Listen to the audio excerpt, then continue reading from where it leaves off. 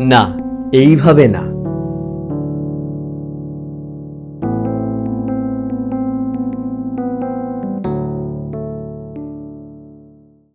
Single word maybe মানে যেখানে মে এবং বি এর মাঝে স্পেস নেই, আর মে বি যেখানে মে এবং বি সেপারেট ওয়ার্ডস অর্থাৎ মাঝে স্পেস আছে।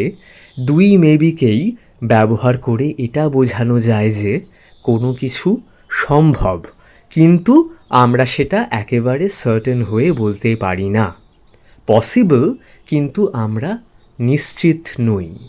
অর্থাৎ এখানে পার্থক্যটা আমাদের বুঝতে হবে বাক্যে দুই মেবির ব্যবহার ও তাদের ব্যাকরণগত পরিচয়ের ওপর বেস করে।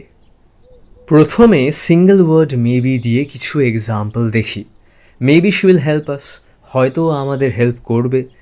Maybe you are right after all, বোধহয় তুই ঠিক ছিলি, ঠিক করেছিলি বা ঠিক বলেছিলি। এই সিঙ্গল ওয়ার্ড মেবি একটি অ্যাডভার্ব। আমরা অ্যাডভার্ব মেবিকে কোনো কিছু সাজেস্ট করার জন্যও ব্যবহার করতে পারি। Maybe we should discuss the matter again letter, হয়তো ব্যাপারটা নিয়ে পরে আবার আলোচনা করা উচিত, কি বলিস? মানে সাজেশন দিচ্ছ কিন্তু ভীষণ পোলাইটলি, আর সেই কারণে একটা কোয়েশ্চেন গন্ধ আছে, কিন্তু কোয়েশ্চেন নয়, সাজেশন। এমনিতে বাংলায় যেমন কোনো কথার রেসপন্সে জাস্ট হয়তো বলে আমরা রেসপন্ড করতে পারি, সেরকমভাবে স্পোকেন ইংলিশেও মেবি ব্যবহার করা যায়। রিইউনিয়নে আসছিস তো? দেখছি, হয়তো। Are you coming to the school reunion? Maybe.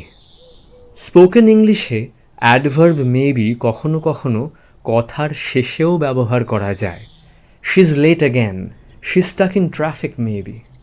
এই গেল সিঙ্গল ওয়ার্ড মেবি, যেটি কিনা একটি অ্যাডভার্ব, তার কাহিনী।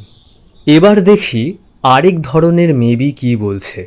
দুটি শব্দ দিয়ে তৈরি মেবির মে শব্দটি একটি মোডাল ভার্ব, আর বি শব্দটির পরিচয় সেন্টেন্স অনুযায়ী নির্ধারিত হয়।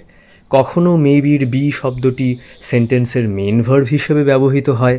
যেমন দেখো, এখানে বি শব্দটি সেন্টেন্সগুলির main verb. There may be other problems that we don't know about, আরও অন্য প্রবলেমস থাকতে পারে যেগুলোর সম্পর্কে আমরা জানি না। There may be a train at 8 PM, 8টা নাগাদ একটা ট্রেন থাকতে পারে।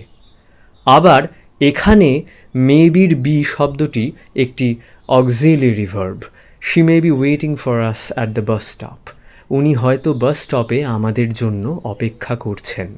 এই হলো ব্যাপার। এখন তোমাদের কাজ হলো ভিডিওটা আরও 1-2বার দেখা, আর ভালো লাগলে ভিডিওটা লাইক করো, আর এমনই আরও ভিডিওস দেখতে হলে চ্যানেলটাকে সাবস্ক্রাইব করো। ঠিক আছে? Take care.